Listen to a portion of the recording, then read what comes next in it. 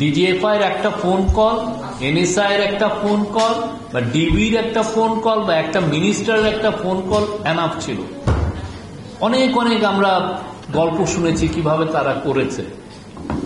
এই জায়গাগুলো আমরা আজকে যে আমরা বলছি যে আমরা গণমাধ্যমের সংস্কার চাই, আমরা কেন চাই? এই যে আমাদের গণমাধ্যমের যে ফেইলুর হলো গত 15 বছর, সেটা আমাদের জানতে হবে।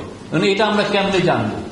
গভর্নমেন্ট কমিশন করে জানা যায়, কিন্তু সেক্ষেত্রে কি গভর্নমেন্ট কমিশন করলে এক ধরনের এই আমরা যে রিপোর্টগুলো করছি বা গভর্নমেন্টের রিপোর্টটা কতটা অথেন্টিক হয় সেটা নিয়ে একটা সমস্যা তৈরি, বা গভর্নমেন্টের ডিসিশনটা কতটা দুষ্ট চক্র দ্বারা ইনফ্লুয়েন্স হয় সে বিষয়ে আমরা চাই, বা আমি মনে করি এখানে আমরা যারা আছি, আমাদের যারা প্রাইভেট রিসার্চার আছেন, যারা যারা জার্নালিজম নিয়ে কাজ করেন সেরকম গ্রুপ আছেন, সবাই মিলে গত 15 বছরে যে আমাদের যে ফেইলুর, জার্নালিজমের যে ফেইলুর, এই যে জার্নালিজম দিয়ে যে একটা স্বৈরাচারকে শক্তিশালী করার যে বয়ান তৈরির যে প্রয়াস, এবং আমাদের সবার সিভিল লিবার্টি কেড়ে নেওয়া, এই কাজগুলো যে হয়েছে, এটা একটা প্রাইভেট ইনিশিয়েটিভে হোক।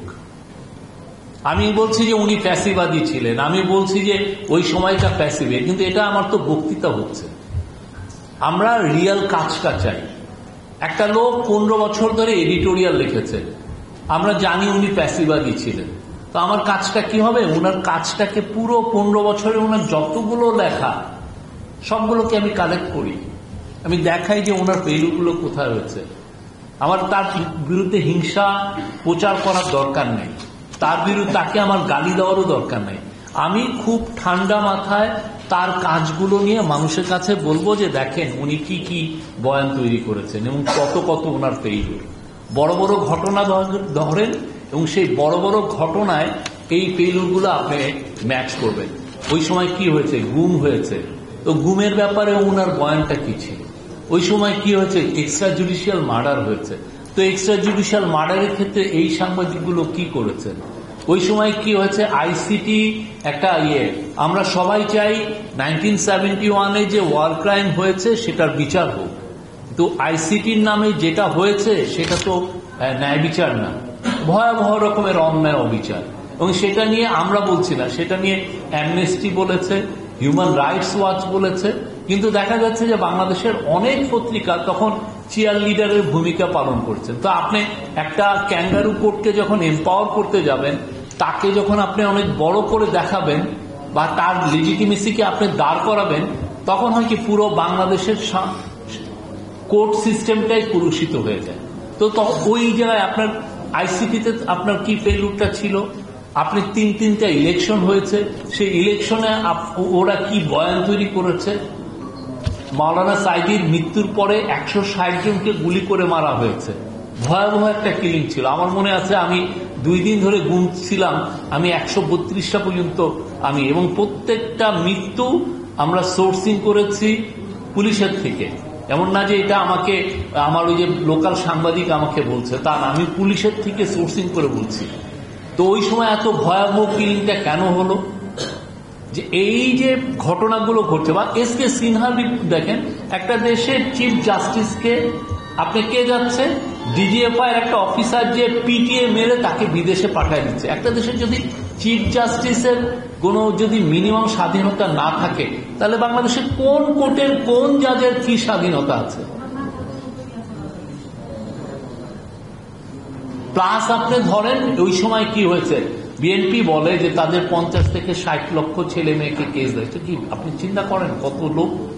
বাংলাদেশের পুরো অ্যাডাল্ট মেল পপুলেশনের 10%কে আপনি অভিযুক্ত করে ফেললেন, এবং যে অভিযুক্ত হচ্ছে তার ছেলে মেয়ে ভাই বোন, কারো আর বিশেষ হওয়ার কোনো নেই, কারো আর কোনো সরকারি চাকরি পাওয়ার কোনো অধিকারই নেই। ভয়াবহ, আপনি একটা পুরো জনগোষ্ঠীকে আপনি ভয়াবহ রকমের আপনি ডিসক্রিমিনেশন করলেন, তাকে আপনি তার যে ন্যায্যতা, তার সমতা সবকিছু আপনি কেড়ে নিলেন। তো এই বয়ানগুলো কারা করেছে?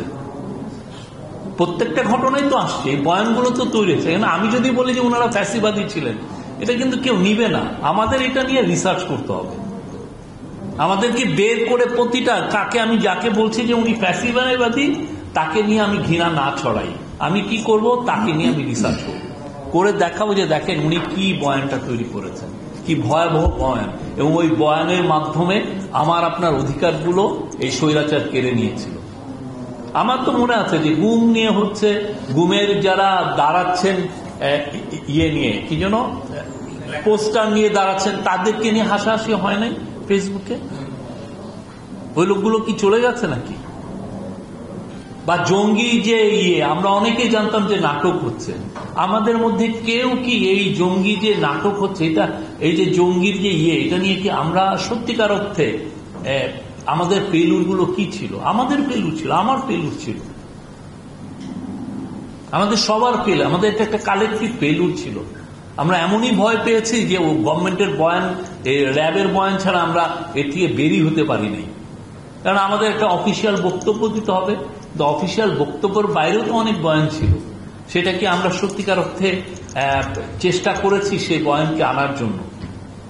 তো এই যে কালেকটিভ যে আমাদের যে ফেইলুর, এই যে কত রকমের ফেল, এবং শেষের দিকে আসছে দেখেন একদম লাস্ট মোমেন্টে জুলাই অগাস্টে কত কত লোক মারা গেল, এবং তখন দেখা যাচ্ছে অনেকে এসে বারবার বলতেছেন এদেরকে সন্ত্রাসী বলতেছেন, এদেশকে দুষ্কৃতকারী বলতেছেন, মিসক্রিয়েন্ট বলছেন, দুর্বৃত্ত বলছেন। পুরো 1971 আপনি যদি পত্রিকা খুলে দেখেন, এই বয়ানে পাকিস্তানের মিলিটারি আমাদের ফ্রিডম ফাইটারদেরকে বলতো, এবং ওইটা প্রেস রিলিজ দিত। সেই প্রেস রিলিজ গুলো আবার আমাদের পত্রিকাগুলো যখন ওই তাদের তো কোনো ফ্রিডম ছিল না, তখন ওরা এই বয়ান লিখত।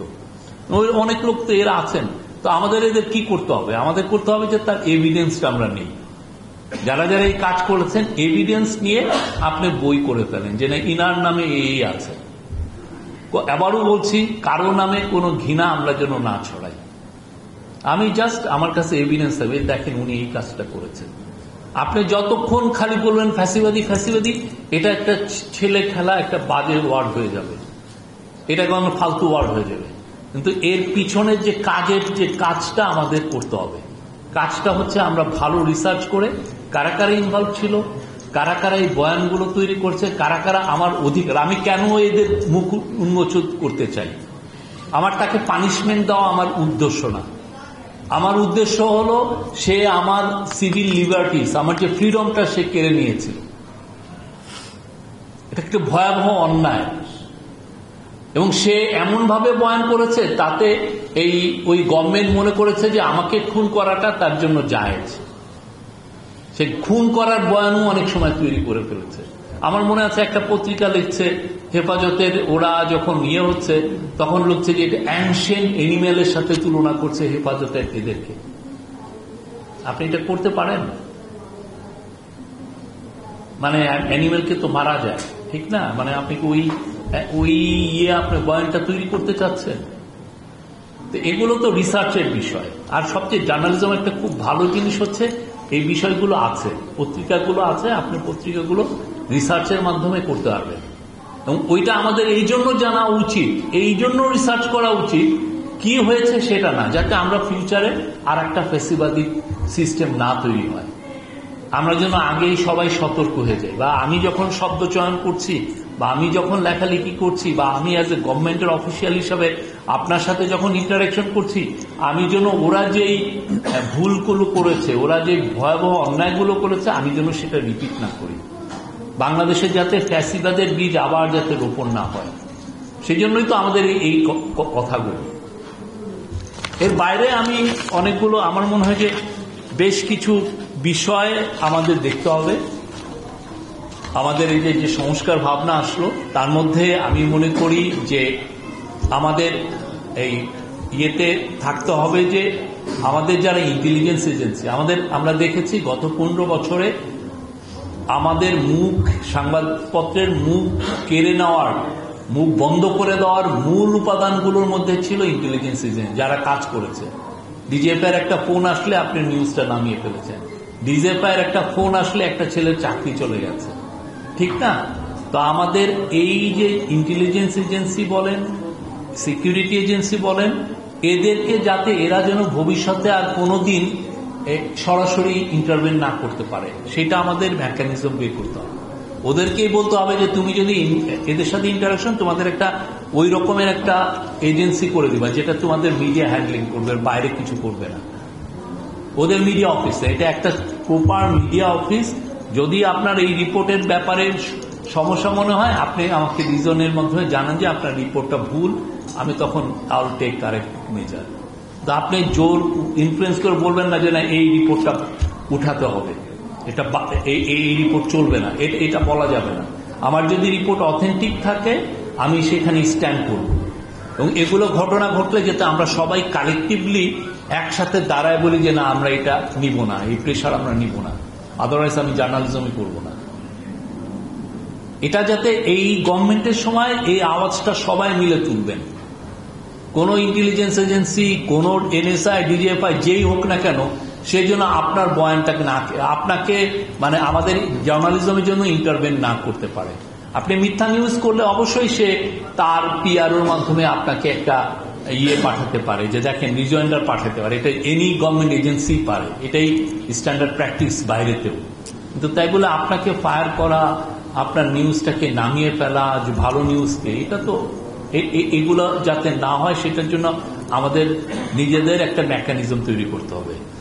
তারপর হচ্ছে আমাদের গভর্নমেন্টের ইন্টারভেনশন। আগে যেটা হয়েছে আপনারা জানেন, আমরা শুনেছি যে মন্ত্রীরাও ইন্টারভেন করতেন ভয়াবহ রকমের। একটা মন্ত্রীর সাথে ইন্ডিয়ান অ্যাম্বাসেডারের এক ছবি নিয়ে একটা ছেলের চাকরি চলে গিয়েছিল। ওইখানে ইন্ডিয়ান অ্যাম্বাসেডারকে একটু দেখাচ্ছে, এই জন্য উনি ভালো মতো ভালো পোস্টারে আছেন, আর মন্ত্রীকে খুব একটু সাবমিসিভ লাগছে, নিয়মান লাগছে। ওই ছবিটা ওই ছেলেটা কেন পোস্ট করলো, সেই জন্য ওর চাকরি চলে গেছে। ওরা বলা যায় ওর চাকরিটা খাও।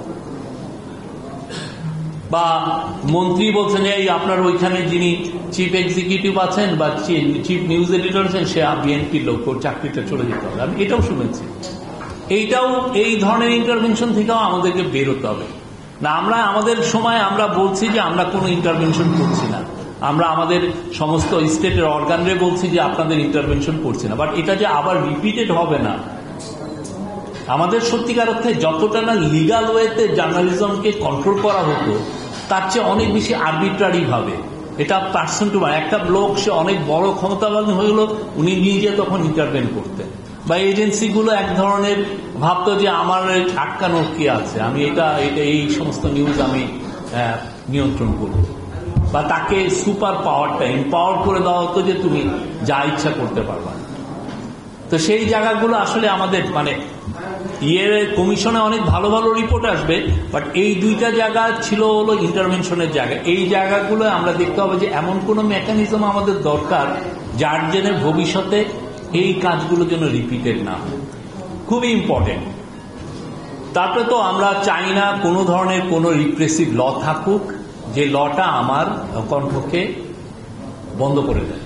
এই জায়গাটা আমাদের খুব এবং ল আসলে সত্যিকার অর্থে আমাদের যারা সাংবাদিকরা, আমরা আসলে কি সত্যিকার অর্থে আমাদের যে রিপ্রেসিভ ল গুলো আছে আমরা কি এটা পড়ছি, আমরা কি জানি আমার ল গুলো কিভাবে আমার কাজগুলোকে প্রতিহত করে, আমার কাজগুলোকে আমাকে কাজ করতে ডিনাই করে। এই বিষয়ে সত্যিকার অর্থে আমি আমার 30 বছরের জার্নালিজমে বলতে পারি যে আমাদের অত ভালো পড়ালেখা নাই, খুবই কম জানি। দু একটা জার্নালিস্টের অর্গানাইজেশন তারা মাঝে মধ্যে দু একটা সেশন করে, সেই এর বাইরে না। কিন্তু এটা আমাদের জানা উচিত। উনি বললেন যে সোশ্যাল মিডিয়া পলিসি সবার থাকা উচিত, আপনি কি লিখবেন আর কি লিখবেন না, এবং আপনার লেখার সাথে আপনার কোম্পানি বা আপনার যে মিডিয়া হাউস তার মতামতটা কতটা সম্পৃক্ত হয়ে যায় সেগুলো দেখে বিদেশে এটা বাদ দিয়ে দিচ্ছে। এটা এখন খুব কম সাংবাদিকের পক্ষে মানে খুব নিউট্রাল একটা পজিশন নিয়ে একটা টুইট করা সম্ভব বা ফেসবুক দেওয়া সম্ভব। সবার সোশ্যাল মিডিয়া পলিসি আছে, এভরিওয়ান। তা আপনি কি সেটা অ্যাডহের করছেন কিনা, আপনি কি এটা মেনে চলছেন কিনা? আমরা সাংবাদিকতার স্বাধীনতার কথা বলছি, মুক্ত স্বাধীন পরিবেশে নতুন সাংবাদিকতা কিভাবে ফ্লারিশ করবে সেগুলো বলছি, কিন্তু এইটা করতে হলে আমার লটা জানতে হবে। ল ইজ নিডেড আমার একটা পারফেক্ট এনভায়রনমেন্ট আনার জন্য। সেই লটা আমি কি জানি, আমার কি কি ল আছে, লটা কিভাবে আমাকে, এই যে আপনি জানেন যে রোজিনা ইসলামকে অফিসিয়াল সিক্রেসি অ্যাক্ট দিয়ে তার এগেনস্টে কেস হয়েছিল। এই লটা আমরা কেউ করেছি, আমি কি পারি আর কি পারি না। এখন সে তো পারফেক্টলি বলবে যে না, আপনাকে আমি কেস দিয়েছি আন্ডার দিস ল, এই লটা ফেয়ার ল।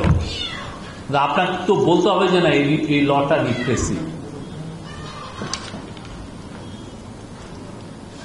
আর কিছু কিছু বিষয় আছে, সেগুলো হচ্ছে আমি এর আগেও বলেছি। একটা হচ্ছে যে আমাদের কপিরাইট এনফোর্সমেন্টটা জোরদার করতে হবে। এই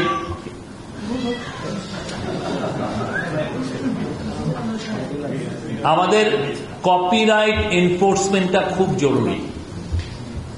এই জায়গাটায় সমস্ত সাংবাদিক এই ব্যাপারে জোরালো কথা বলতে হবে। আপনি 2 মাস খেটে একটা রিপোর্ট করলেন, সেই রিপোর্টটা 1 মিনিটে আর একটা নিউজ প্রতিষ্ঠান বা 100টা নিউজ প্রতিষ্ঠান চুরি করে ফেলল। আপনি পৃথিবীর সবচেয়ে সুন্দর ছবিটা তুললেন, সেটা একটা খুব বড় পত্রিকায় আপনার বিনা অনুমতিতে ছাপিয়ে ফেলল। আপনি এমন একটা ভিডিও পেলেন, একটা লঞ্চ মাছ রিভারে পুড়তেছে, ওইখান থেকে ওইটা দেখে একটা মানে যারা যাত্রীরা সেটা ওই আগুনকে সাথে নিয়েই নদীতে ঝাঁপ দিয়ে, একমাত্র আপনার এই ভিডিও আছে, আর কারো নাই। তা আপনার তো এই কপিরাইট প্রোটেকশনটা আমার দিতে হবে। এটা আপনার আয়ের মূল উৎস, এটা আপনার যে আপনি যে ডিফারেন্ট, এটাকে আপনাকে আপনার যে ইন্টেলেকচুয়াল প্রপার্টি, এই প্রপার্টির মূল্যটা আমাদের দেশে একদমই নাই। একটা প্রতিষ্ঠান একটা ভালো রিপোর্ট করলে সাথে সাথে 1000 ওয়েবসাইট এটা চুরি করে। যারা এই চুরি করে তাদেরকে বন্ধ করে দেওয়া উচিত। এডিটর কাউন্সিল অনেক কথা বলেন, ঢাকা রিপোর্টার্স ইউনিটি অনেক কথা বলেন, নোয়াব অনেক কথা বলেন। তাদের উচিত যারা এই সমস্ত একদম বড় রকমের চুরি করছে, ইন্টেলেকচুয়াল প্রপার্টি চুরি করছে, তাদেরকে বন্ধ করে দেওয়া, তাদের ব্যাপারে সোচ্চার হবে। বিকজ এই যে চুরি করার কারণে আমার আপনার বেতনটা কমে যাচ্ছে। কারণ সে একটা ছোট ওয়েবসাইট দেখছে, সে তার দুলাভাইকে দিয়ে একটা ওয়েবসাইট চালিয়ে দেখছে যে সে তো প্রতিদিন 60টা রিপোর্ট করতে পারে চুরি করে। তার তো সত্যিকার অর্থে জার্নালিস্ট রাখার দরকার নাই। আপনার যে বেতন কম পাচ্ছেন সেটার কারণ হচ্ছে কপিরাইট এনফোর্সমেন্ট নাই আমাদের দেশে, সমানে চুরি করে, ভয়াবহ চোর। আমি এএফপিতে যখন ছিলাম, এএফপির মূল কাজ ছিল যে বাংলাদেশে পুরো পৃথিবীতে যে ছবিগুলো আছে সেই ছবিগুলো মানুষজন এই সবাইকে বিক্রি করে। সে তা আমরা এতদিন এটা পারছিলাম না। আমরা পরবর্তীতে আমরা একটা সফটওয়্যার ডেভেলপ করি। সফটওয়্যারগুলো যে ওয়েবসাইট আছে, ওয়েবসাইটে দিলেই আমাদের বলে যে এরা একটা টেলিভিশন স্টেশন, সে সবচেয়ে রিচেস্ট টিভি স্টেশন, সে আমাদের 1 বছরে 1320টা ছবি চুরি করেছে। এটা তো ভয়াবহ জিনিস। আপনি যে খাটনির যে ফসল, সে 1 সেকেন্ডে চুরি করে ফেলতেছে। আপনি একটা রিপোর্ট পেলেন, আপনাকে একজন কানে কানে এসে বলছে যে জানেন এই মিনিস্টার কিন্তু রিজাইন করছে, আমি তোমাকে কনফার্ম করছি। এটা কেউ পায় নাই, এখানে এমন কেউ পায় নাই। এটা সাচ এ বিগ রিপোর্ট। ওই দিন কেন, পুরো 1 মাসের মধ্যে এটা হচ্ছে বড় রিপোর্ট। আপনি দিলেন রাইট নাও, সাথে সাথে সবাই চুরি করে ফেলবে। ভয়াবহ জিনিস। আপনার এই যে এই জার্নালিজমের এত খাটনি, আপনি এই যে একটা লোকের পিছনে 15 বছর দিচ্ছেন, এই তার সাথে কাস্ট বিল্ডিং এর বিষয়, তার সাথে আপনার সোর্স মানে সম্পর্ক তৈরির জন্য আপনার খাটনির ফসল 1 সেকেন্ডে সে নিয়ে যাচ্ছে। এবং এই বিষয়ে এডিটর্স কাউন্সিল, নোয়াব, ডিআরইউ, বিএফইউ যে সবার সোচ্চার হওয়া উচিত। আপনারা সোচ্চার না হওয়া মানে হচ্ছে এই লোকগুলোকে আপনারা অপরিচয়। সত্যিকার অর্থে জার্নালিজম এই চিপ কাজ না। জার্নালিজম করতে হলে পয়সা খরচ করতে হবে। আপনার পয়সা নাই, গো ফাক আউট। জার্নালিজম করে না, বেতন দিতে হবে ভালো।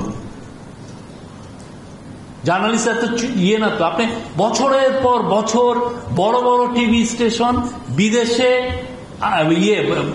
মফস্বল শহর, ও যার কথা বললো কুড়িগ্রামে 15,000 টাকা তো অনেক বেশি। কেউ 2,000 টাকাও পান না বেতন। অথচ তাকে আমি বছরের পর বছর তাকে আমি এক্সপ্লয়েট করতেছি। আমি এখানে এসে আবার সুশীল সমাজের আমি একটা বড় মেম্বার, আমি তাকে এক্সপ্লয়েট করছি, আবার আমি এখানে সুশীল। সাংবাদিকের ব্লাড এত চিপ তো না, সাংবাদিকের ব্লাড কি চিপ নাকি? আপনি তাকে খাটাবেন বিকজ তার একটা প্যাশন আছে, সেই প্যাশনকে ফলো করে সে আসছে এই জার্নালিজমে, অথচ আপনি তাকে বেতন দিচ্ছেন না, তার কপিরাইট, আপনার ইন্টেলেকচুয়াল প্রপার্টি আপনি চুরি করে ফেলছেন।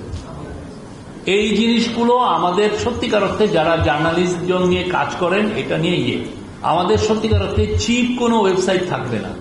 যে একজন সাংবাদিক রাখবে সে ভালো টাকা দিয়ে রাখবে। এবং উনি যেটা বললেন আমি ওনার সাথে একমত, আমাদের বেসিক মিনিমাম পেজ, উপরে কে কত পায় সেটা আমরা দেখব না, সেটা যদি ওয়েবসাইট থাকে আলহামদুলিল্লাহ, ওয়েবসাইট যদি নাও থাকে, গার্মেন্ট সেক্টরের ভাই বোনরা তারা আমাদের চেয়ে অত বেশি শিক্ষিত না, তারা যদি বেসিক মিনিমাম ওয়েজের জন্য এত বড় ফাইট করতে পারে, আপনারা পারেন না কেন?